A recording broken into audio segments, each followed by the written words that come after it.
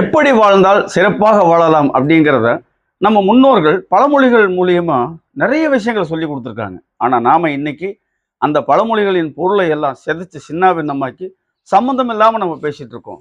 வழியில ஒருத்தனை பிடிச்சி அடிச்சிட்டு இருக்கிறாங்க. அடி எதுக்குப்பா அடிக்கிறீன்னு கேட்டா, சார் ஏதோ தப்பு பண்ணிட்டா எல்லாம் 4 சாத்து சாத்துறாங்க, வாங்க நாமளும் 4 அடி வச்சுட்டு போவோம். ஏன்னா அடி உதவுற மாதிரி அண்ணன் தம்பி உதவ மாட்டாங்க. அந்த அடி உதவுற மாதிரி அண்ணன் தம்பி உதவ மாட்டாங்கிறத பழமொழி. அதுக்கு உண்மையான பொருள் என்னன்னு கேட்டேன்னா இன்னும் யாருக்குமே சரியா தெரியாது. ஏன்னு கேட்டா, எல்லாரும் சொல்றாங்க, நாமளும் சொல்றோம் அப்படின்னு நினைச்சிருக்கோம். ஒருவரை அடித்து உதைப்பதுதான் அந்த பழமொழியின் பொருள் அப்படின்னு நினைக்கிறோம். அது தவறுங்க. நான் ஒருத்தர கேட்டேன். சார் இந்த அடி உதவுற மாரி அண்ணன் தம்பி உதவ மாட்டான்னு சொல்றாங்களே, அதுக்கு என்ன பொருள்ன்னு கேட்டா, அவரு திரு திருன்னு முழிக்கிறாரு. நான் சொன்னேன், அந்த உதவிங்கிறது மையப்பொருள். அந்த அடிங்கிறது அடிச்சவனுக்கா? அல்லது அடி வாங்கினவனுக்கா? ஒருவேளை அண்ணன் தம்பியே அடிச்சுட்டான்னா, அப்ப அந்த பொருள் என்ன அப்படின்னு கேட்டா, உண்மையான பொருள் தெரியலைங்க.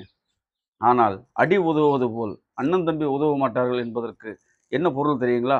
ஒருவனுக்கு கஷ்டம் வரும்போது, துன்பம் வரும்போது, இடர்பாடுகள் வரும்போது, அவர் எடுத்து வைக்கின்ற முதல் அடி இறைவனின் திருவடியை நோக்கி, இறைவனின் பாதத்தை தான் நம்ம முன்னோர்கள் அடின்னு சொன்னாங்க. இறைவனின் திருவடியை நோக்கி அவன் அடியெடுத்து வைத்து, அந்த இறைவனின் பாதங்களை பற்றிக் கொண்டால் மனம் அமைதி கிடைக்கும்.